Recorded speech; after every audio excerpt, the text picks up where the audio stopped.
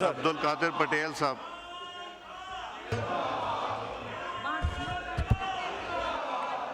Sir बहुत शुक्रिया आपका। मैं समझता हूं कि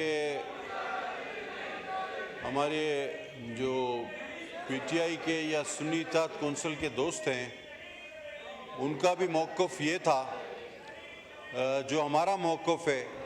और आज जब हम इस अहम मसले पर बात कर रहे हैं तो मैं समझता हूं कि अगर हमारे ये दोस्त इसमें नाराबाजी कर रहे हैं जो कि इनका एक जमहूरी हक है, लेकिन इस तरह क्या वो इस मसले को अपोज कर रहे हैं या सपोर्ट कर रहे हैं या जानबूझ के ऐसी फ़ज़ा पैदा कर रहे हैं कि इस पर कोई संजीदा गुफ्तगू न हो पाए।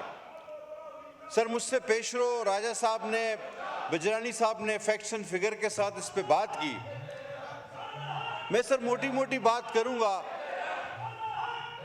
अब आज जब पॉइंट ऑफ ऑर्डर्स पे बात हो रही थी तो वाज़े तौर पर हमारे दोस्तों ने केपीके में बदअमनी के हवाले से बात की, वहाँ पर शहादतों के हवाले से बात की।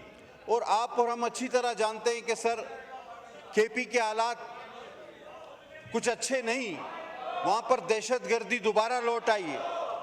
और आज से कुछ ही दिन पहले हमने और आपने सलामती कौंसिल की मीटिंग की और सलामती कौंसिल की मीटिंग में आपने देखा कि जनाब बलूचिस्तान के हालात भी मखदूश दिखाए गए। लेकिन मुझे एक चीज़ कभी समझ में नहीं आई कि फेडरल गवर्नमेंट एक तरफ सलामती कौंसिल की मीटिंग बुलाती है और हमें बताती है कि जी बलूचिस्तान के मसला बहुत संजीदा हो गया है, बहुत ख़राब है, केपीके में इंतशार है, वहाँ पर शहादतें हो रही हैं।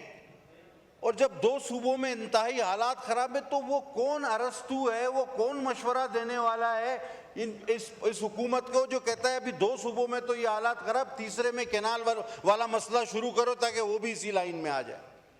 ये कौन सा अरस्तू इधर पैदा हुआ है इनके पास? मेरे को तो समझ में नहीं आ रहा कि जहां दो आप पहले ठीक करो ना कि तीसरे में भी जो है वो फजा पैदा कर दो कि लोग दस्तों गिरेबान हो जाए। अभी सर ये रिपीट तो करना बेकार है, हर एक को पता है, सबको जुबानी याद है, याद हाफिज हो गए सारे कि 91 का पानी अकॉर्ड का पूरा नहीं, डाउन स्ट्रीम में सर खासकर अब हम ठट्ठा कराची हम लोग रहते हैं, हजारों एकड़ जमीन जो है वो समंदर खा गया है, हजारों एकड़। इंडस डेल्टा तबाह हो गया। आपकी ब्लाइंड डॉल्फिन जो दुनिया में सिर्फ आपके पास थी, ब्लाइंड डॉल्फिन सिर्फ पाकिस्तान के पास थी, दुनिया में और कहीं नहीं, वो खत्म हो गई। आप फिर भी कह रहे हैं कि जी उधर से कैनाल निकाल लो इंडस से और इलाका आबाद करो।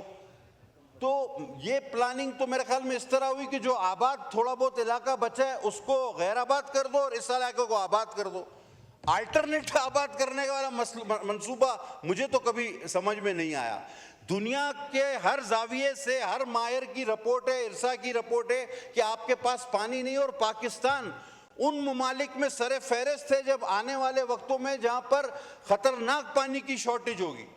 आपको पूरे दुनिया के इदारे मुतनब्बे कर चुके हैं और उन हालात में आप एक इतना मुतनाज़ा मसला जो है वो लेकर आए जिसमें हमारे गली मोहल्लों में सिंध में जिसको कोई चाय नहीं पूछता था आज वो भी 4 आदमी लेके प्रेस क्लब के बाहर खड़ा हुआ है, जिसको कोई पान वाला उधार नहीं देता था आज वो भी मुजाहरा कर रहा है कि जी सिंध का पानी, सिंध का पानी। ओ भाई क्यों, अब इन्होंने भी हमारे ये भाई हैं कि जो नारे लगा रहे थे ये भी सिंध में बात करते हैं कि जी हम जो है वो सिंध की आवाम के साथ खड़े हैं। और आज जब इस अहम मौजू पे बात हो रही है तो ये रिकॉर्ड पे रहे और शायद ये टेलीकास्ट भी हो रहा होगा कि ये दो सुन्नी कौंसिल है या पीटीआई है जो भी है, इन्होंने इस मसले पे सिंध के इंतहाई अहम मसले पे नारेबाजी की, साथ नहीं दिया और ऐवान से वॉकआउट किया। It's a shame. इनका स्टेटमेंट वहां पर डिफरेंट होता है, वहां पर गली मोहल्लों में ये कहते हैं कि जी हम पीपल्स पार्टी के साथ खड़े हैं, आज खड़े भी नहीं है, बैठे भी नहीं है, लेटे भी नहीं है, मौजूद भी नहीं है। तो इस तरह नहीं चल सकता। बाकी सर सीधी सी बात है, इसमें कोई टेक्निक, ये सियासी इशू तो है नहीं, टेक्निकल इशू है कि सर पानी मौजूद है नहीं। अच्छा अभी कराची, और मैं तो सबसे आखिरी में रहता हूं समंदर के पास केमाड़ी, हमारे पास तो सर खारा पानी है, वो चाहिए तो हम देने को तैयार है समंदर वाला। बाकी ऊपर से मीठा पानी तो हमें एक गिलास नहीं मिलता, तो बाकी हमारे पास खारा पानी है, वो हमारा दिल खुला हुआ है। रफीउल्लाह के पास भी समंदर लगता है, मेरे पास भी लगता है, जितना चाहिए आप ले जाओ, जितना समंदर उठा के नहीं ला सकते, यहाँ पे पाइपलाइन बिछाओ, जितना समंदर का पानी चाहिए आप ले जाओ। खुदा के वास्ते 2-4 गिलास मीठा पानी हमारी तरफ जो बचा कुचा है वो भी आने दो, और उन लोगों को सियासत में चमकने का मौका ना दो जिनकी कोई ना सियासी हैसियत है ना समाजी हैसियत है। उनको सिंध के अवाम रिजेक्ट कर चुके। बीबी ने अपने विजन के जरिए उन सारे टांगा पार्टियों को खत्म कर दिया, और हमने कालाबाग डैम की भी मुखालफत की, तीनों सूबों ने की, वो नहीं बन सका। सर, ये सिवाय तकसीम करने के अवाम को इस बात से कुछ हासिल नहीं होगा। ये उनको तकवीयत दे रहे हैं आप जो वफाक के खिलाफ है, जो फेडरेशन के खिलाफ है। आज वो घरों से बाहर निकल आए, कोई चाय की दुकान पे बैठा हुआ है, कोई प्रेस क्लब के सामने खड़ा हुआ है। मैं रिपीट कर रहा हूं, आज 1 साल से सीसीआई में हमारा केस पड़ा हुआ है, एकनेक में भी हमने इस मंसूबे को हमारी वजह से रुका हुआ है, और वो कह रहे हैं, मैं सर अभी वाइंड अप, और वो कह रहे हैं कि जी हमने पहले इस इशू को उठाया। भाई 1 साल पहले 2024 से हम ICCI में हमारा केस मौजूद है, एकनेक में भी हमने ये केस रखा हुआ है, हमारी वजह से रुका हुआ है। किसी ऐसे बंदे को इस पे सियासत करने की जरूरत नहीं है जिसकी सियासी विरासत भी खत्म हो चुकी है, उसके कैपिटल भी जाया हो चुका है, वो सियासी तौर पे दफन हो चुका है। और ये लोग भी आइंदा जो आज नारे लगाकर यहाँ पे पता नहीं कौन सा कैदी वेदी हीरोइनी को रिहा करो, ये भी आज आइंदे के बाद ये ना बोलें कि हम इस इशू में सिंध के साथ खड़े क्योंकि आज ये वॉकआउट कर गए। तो मेरी गुजारिश है सर, ये इंतहाई मुतनाज़ा मसला है, इसको ना छेड़ा जाए खुदा के वास्ते।